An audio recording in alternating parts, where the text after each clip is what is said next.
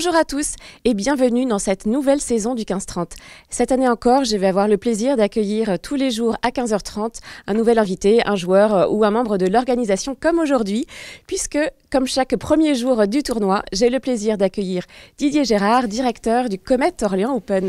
Bonjour Didier. Bonjour Vanessa. Alors Didier, c'est une année particulière pour cette 18e édition. Un nouveau nom, Comet Orléans Open, puis Open d'Orléans, une nouvelle salle, l'Arena. Alors on va parler des nouveautés un petit peu plus tard, tout ce qui va se passer cette année. Avant ça, est-ce que vous pouvez nous expliquer comment vous vous êtes préparé tout au long de l'année pour cette nouvelle édition ? Eh bien oui, c'est une renaissance après 17 ans passés au Palais des Sports. Là, on a une nouvelle aventure qui démarre et on a eu beaucoup de travail pour imaginer ce nouveau tournoi dans cette nouvelle salle. Et malheureusement, on a eu le feu vert que fin novembre 2022. Et déjà, les années passées où on maîtrisait parfaitement l'intégration du tournoi au Palais des Sports, on n'avait pas trop de temps on n'avait pas trop de temps à perdre. Et là, avec 2 mois de retard, on a dû travailler encore plus dur avec toute mon équipe pour être prêt à temps. Et je pense que le pari est gagné. Alors l'an dernier, petit flashback, vous vous rappeliez la veille du premier jour de la première édition. Est-ce que là, vous vous sentez dans les mêmes états d'esprit ou après une semaine où vous êtes installé, vous vous sentez comme chez vous maintenant ? Oui, c'est un peu des deux. C'est-à-dire que on redémarre cette aventure, donc on a beaucoup d'inquiétudes, beaucoup de stress et de pression. Mais en fait, quand même, on a quand même 17 éditions derrière nous, avec une équipe qui est autour de moi depuis pas mal d'années. Donc ça, quand même, ça rassure. Donc non, je suis pas aussi stressé que les années passées, d'autant plus qu'ici, il y a une belle équipe aussi qui est gérée par Orléans Events, et leur équipe plus la mienne, on fait une sacrée équipe, et pour l'instant, ça fonctionne bien, il n'y a pas de raison que ça ne continue pas. Alors, quels sont les premiers retours des joueurs quand ils découvrent l'Arena ? C'est bien simple, ça je suis pas étonné. Ils me disent que quand ils pénètrent sur le cours central et qu'ils voient toute cette organisation, quand ils voient tous ces écrans géants, le cube, ils pensent qu'ils sont au Master 1000 de Paris-Bercy. Voilà. On a entendu beaucoup de waouh. Le premier mot, c'est waouh. Ni plus ni moins. Alors, pour la première fois dimanche, hier, le cours central a accueilli 6 matchs de qualification gratuits, ouverts à tous, comme à Saint-Cyr-en-Val. Pourquoi avez-vous pris cette décision cette année et quels ont été les retours des joueurs et du public ? Parce que je voulais d'une part proposer au public orléanais la possibilité de venir gratuitement voir un événement à l'Arena, parce que c'est un bâtiment incroyable. Ensuite, je voulais que l'équipe puisse un petit peu se rôder pour être prêt lors du tableau final. Et donc ça s'est parfaitement bien passé. On a eu un peu plus de 1000 entrées hier. Bon, il faut qu'on progresse là-dessus, évidemment, mais tout ne se fait pas en un jour. Il a fait très beau, il y avait le Festival de Loire. C'est nouveau de faire des qualifications sur le cours central le dimanche. Donc c'est pour ça que je suis confiant. Au fil des années, on arrivera à faire mieux pour avoir une salle presque comble, comme une semaine après, pour la finale. Alors, autre nouveauté cette année, les joueurs vont pouvoir s'entraîner sur un cours annexe sans avoir forcément à aller sur le site de Saint-Cyr-en-Val. Il y a aussi une salle de musculation. Est-ce que c'est un plus pour eux ? Ils ont des retours positifs là aussi ? Oui, bien sûr, ça va avec l'édifice. Il était anormal que des grands joueurs du top 100 ou même du top 50 soient obligés de faire une dizaine de kilomètres pour aller s'échauffer. Là, ils ont un cours d'entraînement à quelques pas du cours central, et donc c'est indéniable, c'est un gros plus que les joueurs apprécient beaucoup, et aussi une salle de fitness, de musculation. Il y a aussi plusieurs endroits où ils ont un médecin, plusieurs kinés, un masseur, des bains en cryogénie pour pouvoir rafraîchir les muscles après les efforts. Donc tout est fait ici pour que les joueurs soient parfaitement entraînés et parfaitement relaxés, parce que c'est un sport individuel, et donc quand il y a une baisse de régime du physique, ils ne peuvent pas faire appel à un partenaire pour pallier cette absence. Donc c'est très difficile ce sport, et là on a tout ce qu'il faut pour qu'ils puissent être au top de leur forme.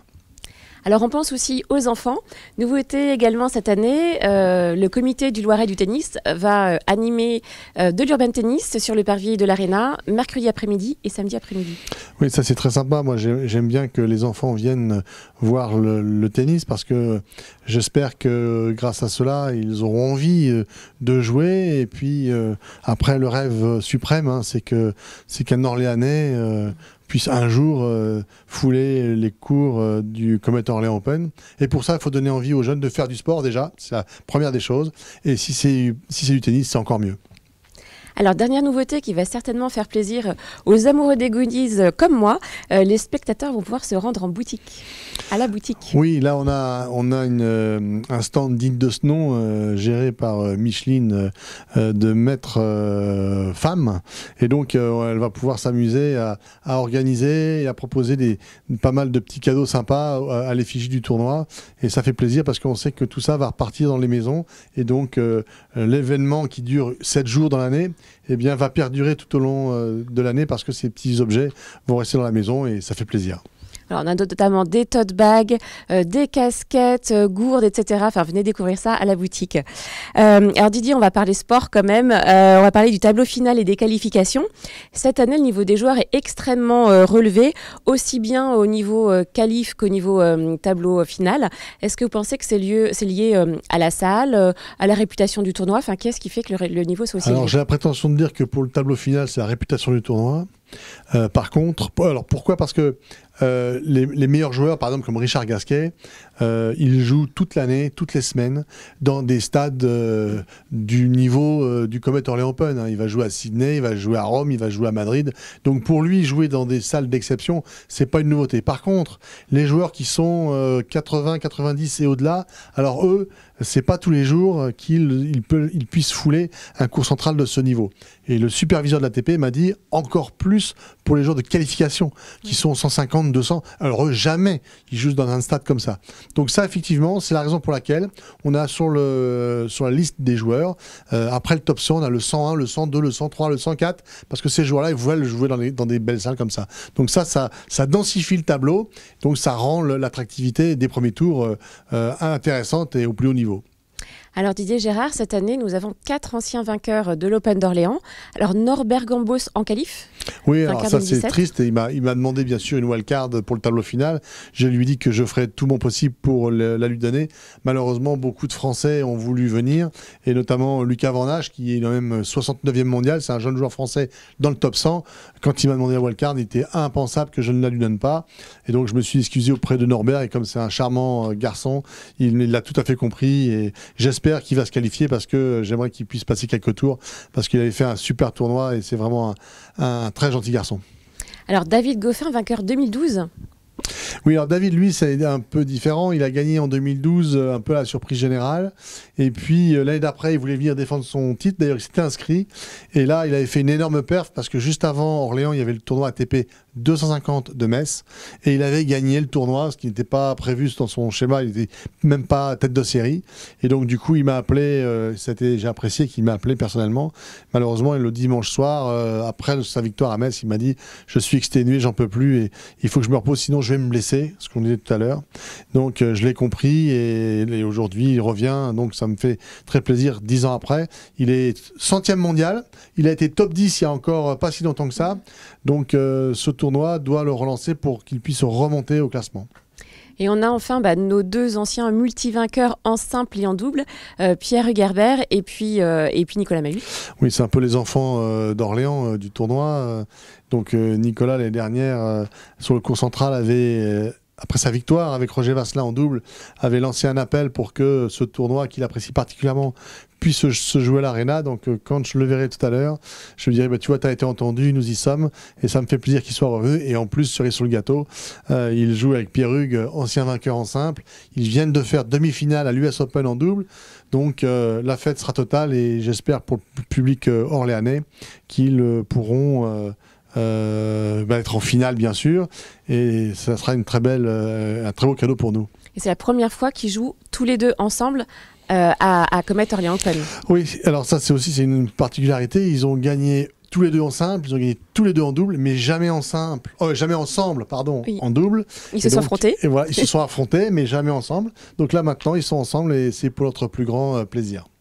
Alors finalement, est-ce que en ce deuxième jour de tournoi, on peut dire que vous êtes un directeur de tournoi comblé?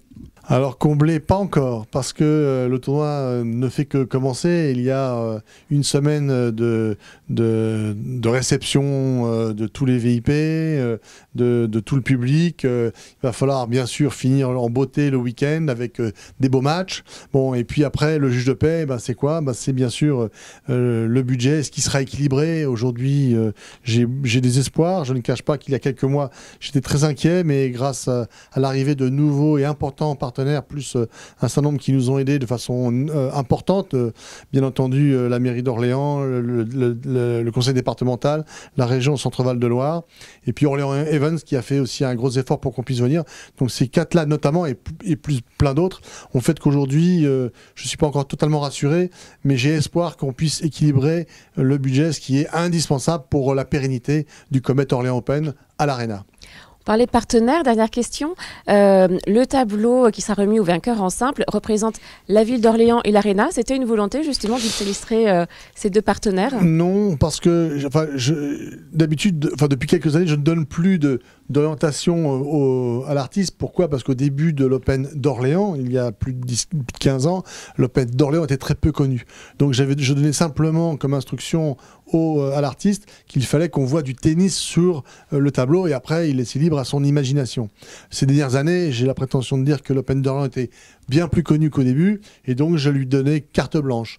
Et néanmoins là on change de site et j'avais donné comme information, il faut que sur le tableau on sache où on est, c'est-à-dire l'Arena. Et donc l'artiste a souhaité associer l'Arena à la ville d'Orléans. C'était parfait, puisque ça s'appelle le Comet Orléans Open. Donc c'était un beau présage pour une réussite que j'espère pour tout le monde. Et je vous rappelle que vous pouvez acheter vos billets en ligne sur le site internet www.cometorleansopen.com ou directement à la billetterie de l'Arena. Didier Jarrat, merci beaucoup. Merci à vous. On vous souhaite une très très bonne semaine, un très bon tournoi. Et quant à nous, nous nous retrouverons demain pour un nouveau numéro du 15-30.